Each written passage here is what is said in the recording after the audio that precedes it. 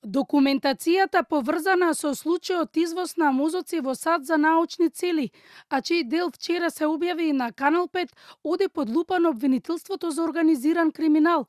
По вчерашното интервју на професорот Горастро Соклија, кој го предводел проектот, од обвинителството велат дека од него ќе се бараат документите за да се направи анализа и да се утврдат фактите за временскиот период на проектот, како и тоа дали евентуално имало незаконитости за поврзување со кривично дело.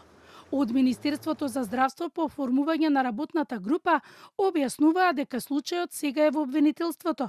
Вчера професорот од Универзитетот Колумбија за Канал 5 ја објасни целата постапка и намера како професор кој таму предава да ги поврзе од својата родна земја докторите со цел да добијат знаење и опрема која ќе помогне во невропсихолошките заболувања. Тој објасни дека се било според сите законски норми и дека не може да се изнесе ткиво без дозвола од роднините и документите од двете земји – Македонија и Америка. На семејството на починатиот му дават информативно писмо.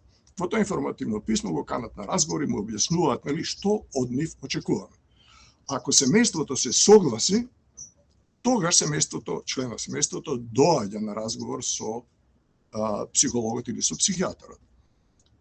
Пред да почне разговорот, психологот, психијатарот бараат од членот на семејството да потпише консент форма. Тоа е форма на согласност дека се согласува на интервју и се согласува ткивото да биде употребено за научни цели. Фершпет ги бара двата документа. Еден документ од институцијата која го праќа ткивото, друг документ од Министерството за здравство, во кое Министерството за здравство дава одобрување да тој биолошки материјал излезе надвор од земјата.